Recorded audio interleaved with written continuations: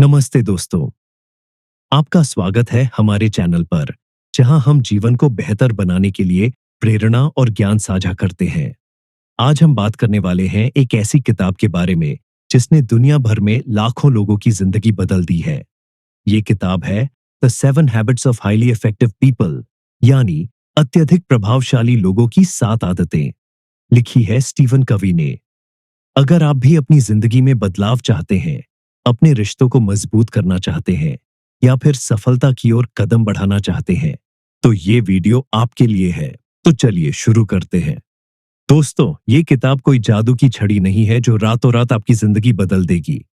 लेकिन अगर आप इसमें बताई गई आदतों को अपनाएंगे, तो यकीन मानिए, आपकी सोच, आपके काम करने का तरीका और आपके रिश्ते सब कुछ बदल जाएगा।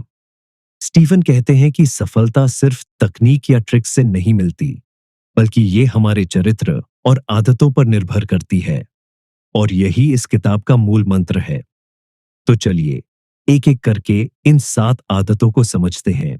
दोस्तों, चलिए अब पहली आदत, बी प्रोएक्टिव, यानी प्रोएक्टिव बनिए, इसको समझते हैं। ये आदत इस किताब की नींव है, और अगर आप इसे अच्छे से समझ लेते हैं, तो बाकी की आदतें अपनाना आपके लिए बहुत आसान हो जाएगा।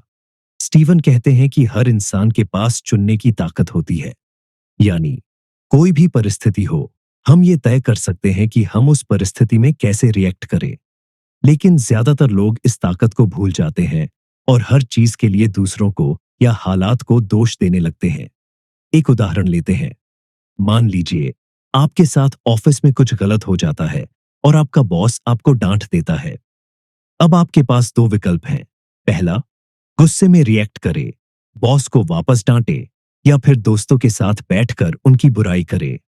और दूसरा विकल्प है, शांत होकर सोचें कि क्या गलत हुआ, उसे सुधारने के लिए क्या किया जा सकता है, और भविष्य में ऐसी गलती न हो, इसके लिए एक्शन लें।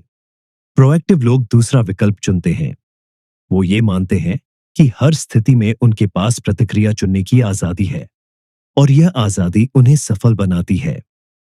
अगली बार जब कोई नकारात्मक स्थिति हो, तो खुद से पूछें, मैं इस स्थिति को बेहतर बनाने के लिए क्या कर सकता हूं? क्या मैं अपनी प्रतिक्रिया को चुन सकता हूं? लेखक कहते हैं कि प्रोएक्टिव लोग अपने सर्कल ऑफ इन्फ्लुएंस, यानी प्रभाव के घेरे पर फोकस करते हैं। यानी वो उन चीजों पर ध्यान देते हैं जिन्हें वो बदल सकते हैं, न कि उन चीजों पर जिन पर उनका कोई नियंत्रण नहीं है। दोस्तों, अब सोचिए, अगर प्रोएक्टिव बनने से हम अपनी जिंदगी को इतना बेहतर बना सकते हैं, तो क्या होगा अगर हम अपने लक्ष्यों को भी सही तरीके से तय करें?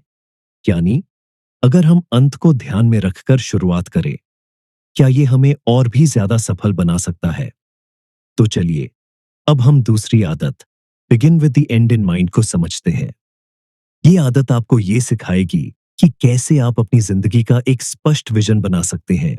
स्टीफन कहते हैं कि जिंदगी एक लंबी यात्रा है, और अगर हमें ये नहीं पता कि हमारी मंजिल कहाँ है, तो हम कभी भी सही रास्ते पर नहीं चल पाएंगे। ये आदत हमें ये सोचने के लिए प्रेरित करती है कि हम अपनी जिंदगी के अंत में खुद को कहाँ देखना चाहते हैं। मान लीजिए आप एक ट्रिप पर जा रहे हैं। अगर आपको ये नहीं पता कि आपकी मंजिल कहाँ है, तो आप कैसे पहुंचेंगे? आप बस इधर उधर भटकते रहेंगे। ठीक यही बात हमारी जिंदगी पर भी लागू होती है। अगर हमें ये नहीं पता कि हम क्या चाहते हैं, तो हम कभी भी सफल नहीं हो पाएंगे। लेखक सुझाव देते हैं कि हमें एक पर्सनल मिशन स्टेटमेंट चाहिए। ये एक ऐसा स्टेटमेंट है जो हमारे जीवन के मूल्यों, लक्ष्यों और उद्देश्यों को दर्शाता है। इसे बनाने के लिए खुद से ये सवाल पूछें, मैं अपनी जिंदगी में क्या हासिल करना चाहता हूं?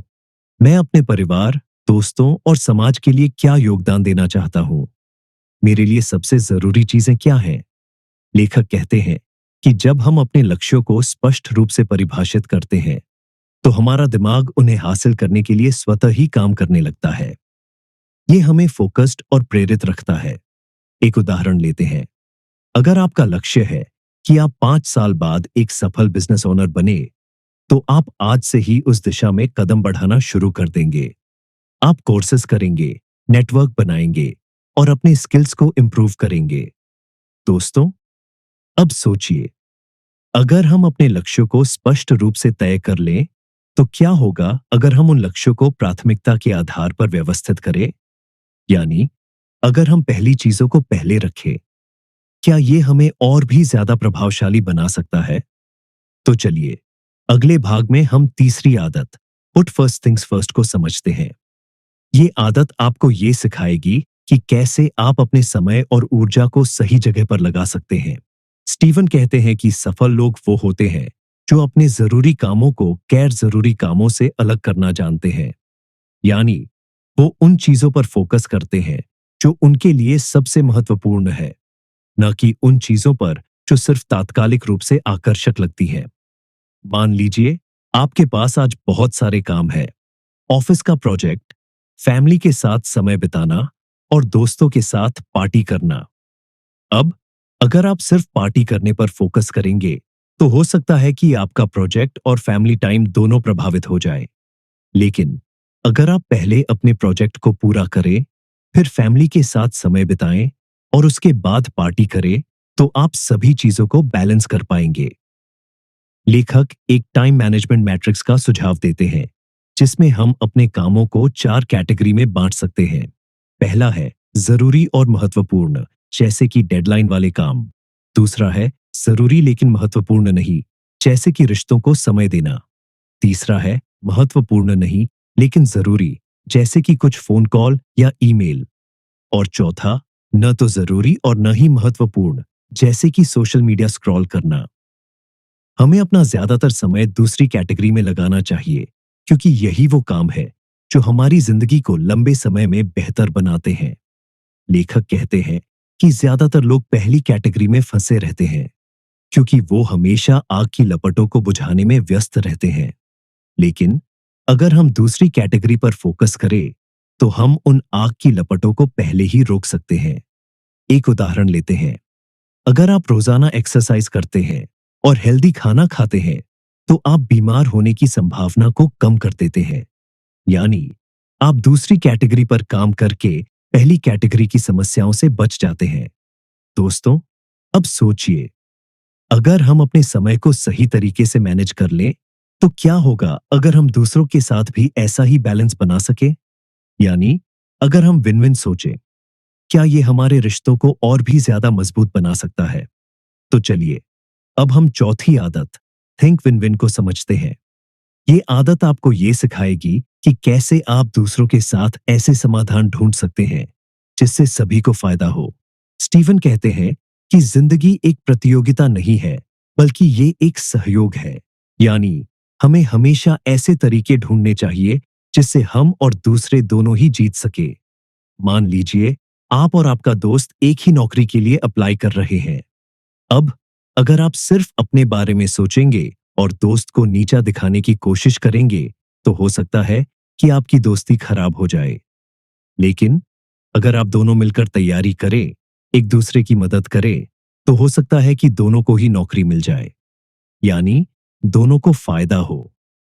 अगली बार जब आप किसी के साथ किसी समस्या पर बात करें, तो ये सोचें, कैसे हम दोनों को फायदा हो सकता है? क्या ऐसा समाधान है जिससे सभी खुश हो सके? लेखक कहते हैं कि विन विन सोचने वाले लोग अभाव की मानसिकता से बाहर निकलते हैं और प्रचुरता की मानसिकता अपनाते हैं। यानी वो ये मानते हैं कि दुनिया में हर किसी के लिए पर्याप्त संसाधन है और सभी सफल हो सकते हैं। एक उदाहरण लेते हैं। अगर आप और आपका सहकर्मी एक ही प्रोजेक्ट पर काम कर रहे हैं, तो आप दोनों मिलकर ऐसा समाधान ढूंढ सकते हैं जिससे प्रोजेक्ट सफल हो और दोनों को क्रेडिट मिले। दोस्तों, अब सोचिए, अगर हम दूसरों के साथ विन विन सोच सकते हैं, तो क्या होगा अगर हम उन्हें पहले समझें और फिर खुद को समझाएं? क्या ये हमारे रिश्तों को और भी ज्यादा मजबूत बना सकता है? तो चलिए, अब हम पांचवी आदत, seek first to understand then to be understood को समझते हैं। ये आदत आपको ये सिखाएगी कि कैसे आप असली संचार कर सकते हैं। स्टीफन कहते हैं कि ज्यादातर लोग सुनते नहीं हैं, बल्कि सिर्फ जवाब देने के लिए बोलते हैं। यानी वो दूसरों की बात को पूरी तरह से समझे बिना ही अपनी बात रखने लगते हैं। लेकिन असली संचार तब होता है जब हम दूसरों को पहले समझे और फिर अपनी बात रखें। मान लीजिए आपका दोस्त आपसे किसी समस्या के बारे में बात कर रहा है। अगर आप उसकी बात को बीच में काटकर सलाह देने लगेंगे, तो हो सकता है कि वो खुलकर अपनी बात न कह पाए। लेकिन अगर आप उसकी बात को ध्यान से सुनेंगे, उसकी भावनाओं को समझेंगे, तो वो आप पर भरोसा करेगा और आपकी सलाह को गंभीरता से लेगा। अगली बार जब कोई आपसे बात करे, तो ये करे। पहला, ध्यान से सुने, बीच में न टोके, न सलाह दे। दूसरा है, भावनाओं को समझे, सिर्फ शब्दों को नहीं, बल्कि उनकी भावनाओं को भी समझने की कोशिश करे। और तीसरा, रिफ्लेक्ट करे, उनकी बात को अपने शब्दों में दोहराए, ताकि वो जान सके कि आपने उन्हें समझा है। लेखक कहते हैं कि जब हम दूसरों को पहले समझते हैं, तो वो हम पर भरोसा करने लगते हैं। ये भरोसा हमारे रिश्तों को मजबूत बनाता है और संचार को प्रभावशाली बनाता है। एक उदाहरण लेते हैं। अगर आपके बॉस ने आपको किसी प्रोजेक्ट के बारे में फीडबैक दिया है, तो उसकी बात को बीच में काटकर अपनी सफाई देने के बजाय पहले उसकी बात को समझे, फिर उसके बाद अपनी बात रखे। इससे आपका बॉस आपकी बात को गंभीरता से लेगा। दोस्तों, अब सोचिए, अगर हम दूसरों को पहले समझ सकते हैं, तो क्या होगा अगर हम उनके साथ मिलकर कुछ ऐसा बना सके जो अकेले नहीं बना सकते? यानी, अगर हम सिनर्जाइज करें, क्या ये हमें और भी ज्यादा प्रभावशाली बना सकता है? तो चलिए, अब हम छठी आदत, सिनर्जाइज को समझते हैं। ये आदत आपको ये सिखाएगी कि कैसे हम टीम वर्क के जरिए असंभव को संभव बना सकते हैं। स्टीवन कहते हैं कि सिनर्जाइज का मतलब है कि अलग अलग लोगों के विचारों को मिलाकर कुछ ऐसा बनाना जो अकेले नहीं बनाया जा सकता। मान लीजिए, आप और आपके दोस्त एक ग्रुप प्रोजेक्ट पर काम कर रहे हैं। अगर हर कोई अपने अपने तरीके से काम करेगा, तो हो सकता है कि प्रोजेक्ट सफल ना हो।